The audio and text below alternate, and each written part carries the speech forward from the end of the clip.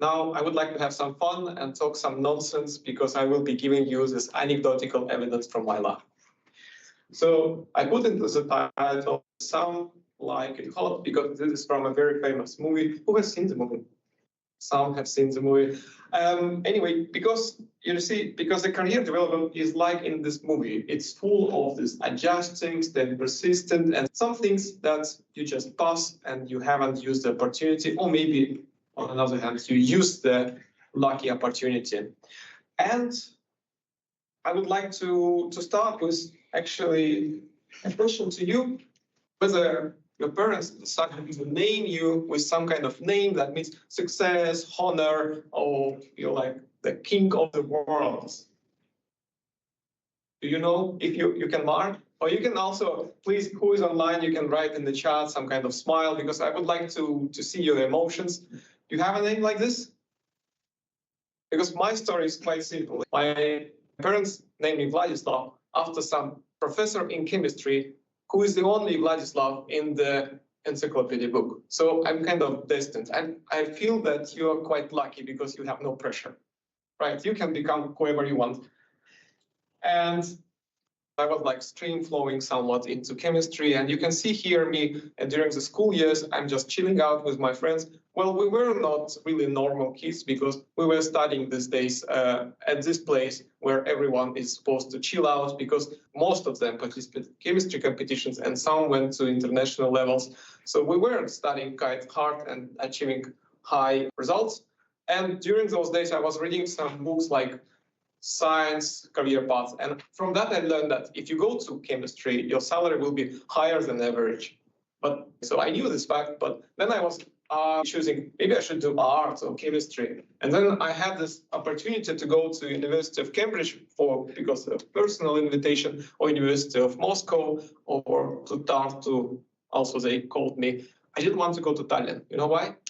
I lived in Tallinn. And of course, as a teenager, I had this Freddie Mercury feeling like, I want to break free, finally. But it didn't go far. I went to Tartu because it's quite close to my family. You know, you don't want to go too far because of all the benefits. So I spent 10 quite boring years in one institution. That means I did bachelor, master, PhD student with the same supervisors. And then finally I got my degree, and one of the supervisors told me after 10 years, you're like a family to us. Of course. And the other one told, oh, I wish I have spent more time with you. And I was like, yes, of course, that's what usually parents do. Now I'm a parent, I wish to spend more time with my kid. And what does it mean? It means I didn't care about career at all. I didn't know about the schemes and this. So now at this point, you should obviously ask yourself what this badger is talking about if I have failed all planning in my life.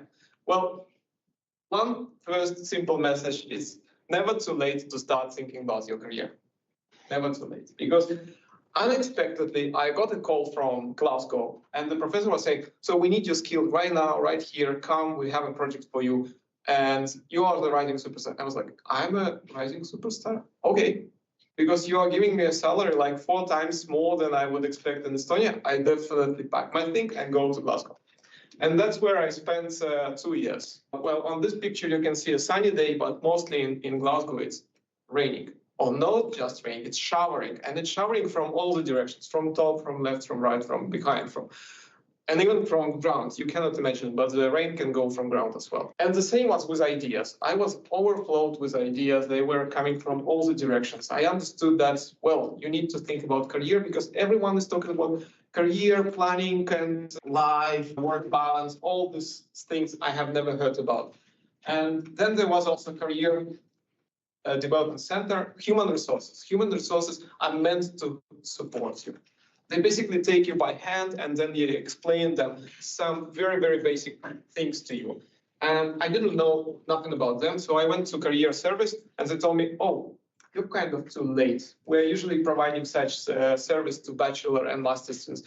Okay, but because they were actually guiding at different levels, they were coaching professors. So I've also attended some courses. One of them was this thing.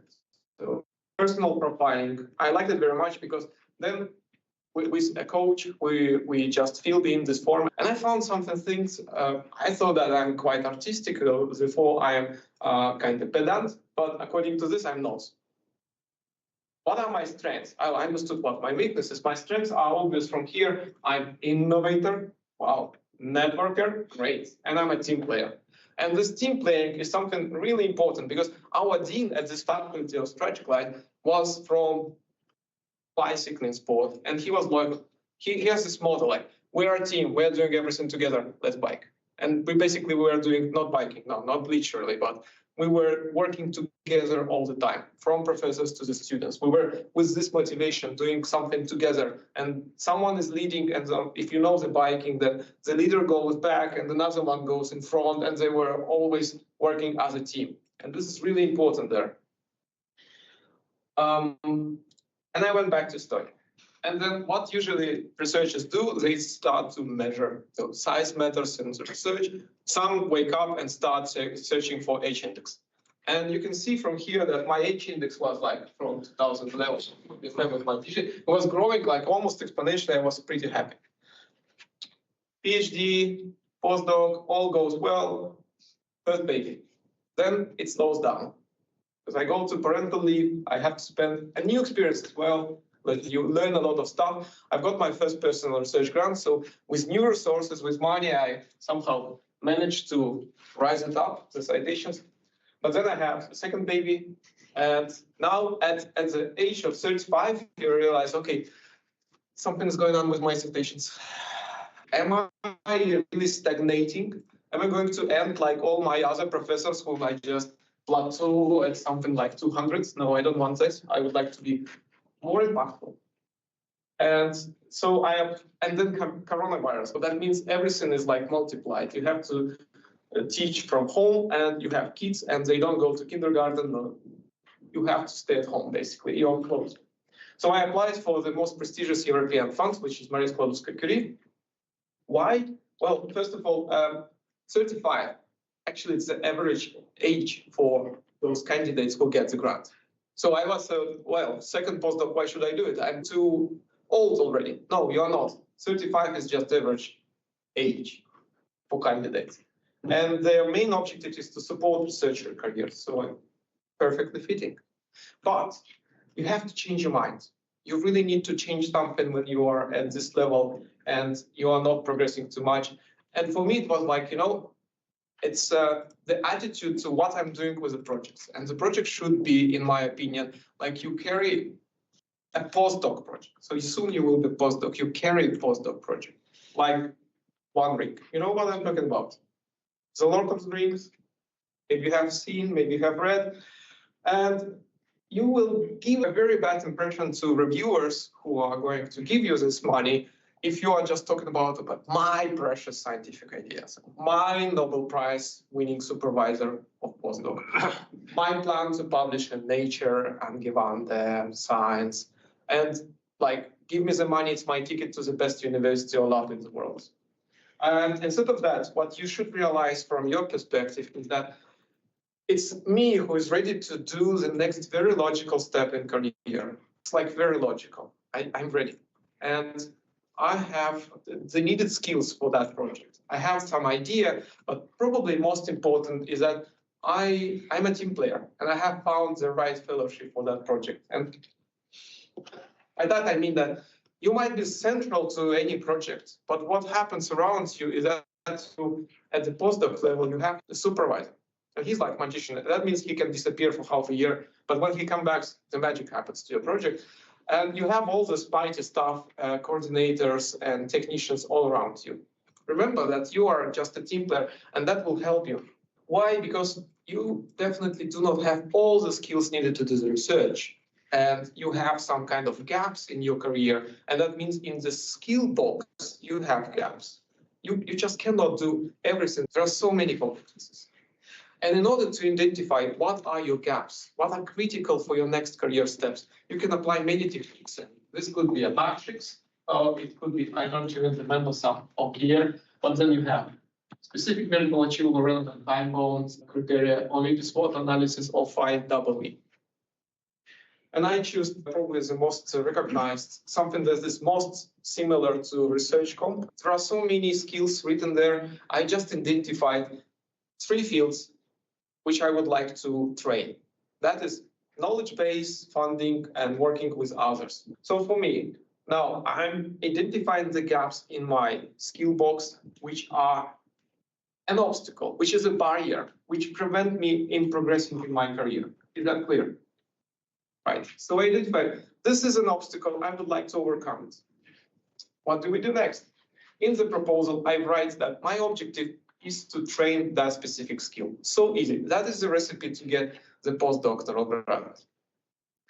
First, for example, that knowledge base means I would like to learn something new. So I write, I will master a computational approach through training, through research, under someone's guidance. That's it.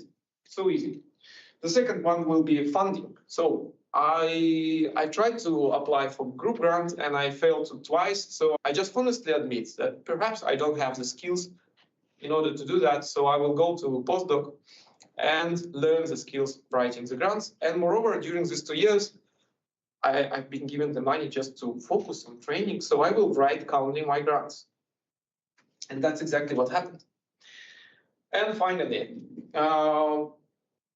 during some time, especially during the COVID, I had problems with mentoring my own PhD students, and I struggled with that. So I realized maybe I should take courses. So that is working with others. And I wrote in my proposal that I will go to Copenhagen and I practice this group work, and I will also learn how to assist my own students. And I took courses on that. So easy. And here it is. I'm showing that in this building on the third floor, that was my balcony, and my mentor was right behind.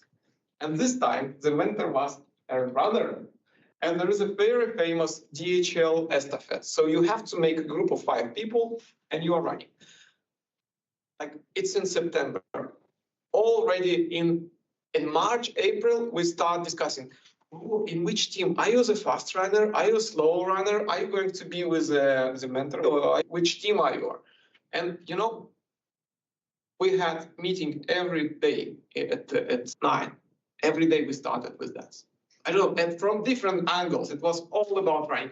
But this was also the same. You run in a team, you do research in team. Doing research in team, getting support from your team, it was there from morning till evening.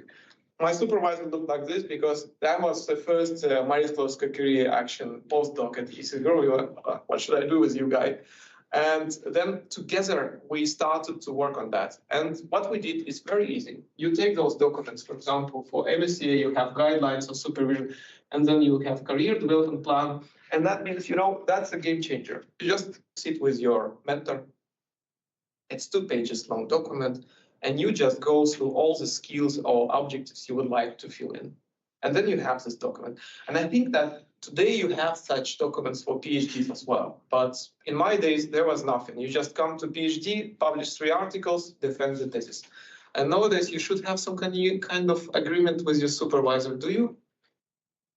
It's not just you're working and publishing, but it's also a progression. So for me, this was career development plan. I also learned about data management, and there were also cool Danish courses like research toolbox. That's again, it's about skills. You need to focus on your skills. The whole research is not a product, it's a process. And in order to do the process well, you need the skills. And then there is this link I definitely advise you, because when it's written, for example, in this research comp that you should have this responsible content research, in Estonia, we know nothing about it. In Denmark, they have course, compulsory course. Whoever comes to the university, professor, PhD, must go to that course because we must align all expectations. You click on that link, Euraxis has listed all the tools about the career there. Funny, but research comp is not still there because they are somewhat outdated. It's just so new. But everything I knew about career, I've learned from this page, basically. And this career development plan I've just mentioned, it's very easy. It looks like this, like 7 points. And then you see, for example, let's take number 4, communication skills. What does it mean, communication skills? And we will agree, okay, I will go to a conference twice. I would like to take some summer school workshop. And for me, the start was like communication skill. Now, you will organize a workshop between two leading institutions in Denmark. Do it. Send letters, organize, book a conference room. Everyone comes together and voila. They say, this is a new postdoc. He's super cool. He will be leading this. This is an opportunity, and you are training through this opportunity. So easy. Now, there was also continuous growth. I really like that, you see, third and fourth floor, we were always going to some coffee machine, talking, and we were reading books, me and my mentor, and we were discussing, and we had lunches all together. And that's what's called hygge, the Danish way of living well. And that means you're always doing something together. We had team lunches, we had these running things, we had coffee breaks, and that means whenever you struggle with a problem, you're never alone. You're never stuck. You just maybe go for a coffee break, small talk, and you resolve your problem, or at least you relax. That's so important, and that is in this group culture. Maybe it's a Danish culture, I'm not sure. Maybe I'm so lucky with the group. But at least there is this book about how to live like this. Another book was No Asshole Rule. It's so simple that you should be a good person and you should surround yourself with good persons. The third book that was most famous by my mentor, he was always just citing this book. I'm not going to tell about this, but if you want to get success in your career, just go and read this book. It's fun. You might not agree with all the arguments, but it definitely changes the mind. So I will give you two perspectives. The first perspective on ResearchComp, because when I saw the document, I was like, oof, I've read it. Oof, that's too much information. Oof, how to apply it? I have a memory of a goldfish who has the same problem. Like, yeah, you see, when I was on the 10th page, I didn't remember what was on the third page. So my son drew an illustration of a tree, and I think this is a better way not to call it ResearchComp. It's compass, or it's competition, is it computer, or what is it? For me, it's like a tree. And I have some poetry by ChatGPT. Roots of critical thinking, deep and strong. The trunk of self-management keeps you moving along. Branches of collaboration reaching far. Leaves of research showing who you are, fruits of impact growing bright, water of management keep you right, sunlight are the tools that makes you thrive, and nourishing the research keeps you alive. And that's a very simple memo. You just imagine a tree, you need the roots, you have the leaves, you produce the fruit. Now you can see the difference between young researcher and a mature researcher. When you are young, like right now, very productive, of course, but you see the ground is actually very, very fruitful for you. You have all the minerals, all the water, all the sun, and you have to bloom. You are meant to bloom. You need to produce like 3 papers. You just need to produce 3 papers. When you are a major researcher, like you see on the right, then you don't have much resources. You are meant to operate under conditions when you are under-resourced. You have to apply for grants, whatever, and they expect you to give a lot of fruits. Publishing articles, like one fruit is an article, and you have to publish. So another perspective drawn by my son again. Now, imagine your PhD. So we agreed, 3, am I okay in time? Oh, good. So let's focus. It's very important. It's very easy. Just remember this and tell to others. You have to publish 3 papers. It's like going up, progression. Up to the somewhere to the up. Actually, have a poetry. I'm not going to read it, but you can choose how to do that. Okay, if you are a Jedi, you can just jump to the 3rd floor, or you can take this kind of ladder, which means a lot of physical climbing, which is hard. Or you can get the stairs. The stairs is what you usually do, because each step means you are learning some skill, and when you get to the 1st floor, that means you have published the 1st paper. Fine. But publishing the 1st paper, as you realize, that exactly means making some steps. Making steps might be difficult, because this means, I was reading an abstract for 1 week. Or then you have to write all the sections, you have to learn how to draw the figures, you have to learn how to write maybe the letter to editor and answering the reviewers. And my point here, just keep it in mind that you can take an elevator. What means elevator? Elevator means that you have such a team that will support you. So you are progressing, you are learning new skills, but you don't really feel the effort of that. How does it happen? For example, I try to do in my group collaborative writing, where some bachelor students jump into a paper and they are doing some simple tasks. So for them, it's not really so difficult, but they are doing useful thing and easily. But when they go to PhD, for them, it's like, oh, now I know everything. And now for me, writing a paper is like just taking an elevator because I have mastered all the skills. So my recent PhD student, he published 18 papers up to PhD. And that's okay. So it's much more than 3, but it doesn't mean that he did everything at once. That was exactly this kind of elevating, lifting up thing. So the usual perspective will be something like this. In European Union or any national system that you start as a student, you get some Erasmus, you can travel, maybe if you're lucky, then you get to Maria Skłodowska International Training Network as a PhD, and then you go to a postdoc, get a good grant for postdoc, get a starting grant, then group grant, and then advanced grant. And then you retire. And then PhD Comics has this kind of thing. That's you never do what you want. So again, it's like steps. We don't want this, right? So again, I'm going back to this movie, Some Like It Hot. There is a hilarious scene at the very end where they are talking to each other and one man says, but I'm a man. And the other one answers, well, nobody's perfect. Oh, you have to see the scene, okay, to understand. My point here is it's like if you find a mentor in your life who can support you without not just anticipate or taking into account all your weakest points, but on the opposite side, who is supporting you and encouraging you to develop your skills, to find the strengths, to identify maybe the gaps and then fill them by training. That's exactly what can help you in your career. And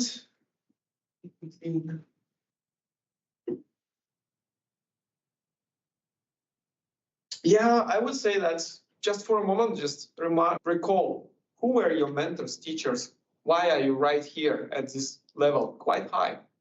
And talking about the career, I just encourage you, think about it. Think about this perspective that I give you, like the house and the tree. And in the future, always seek for people who support you. Good. And with that, I would like to say thank you very much.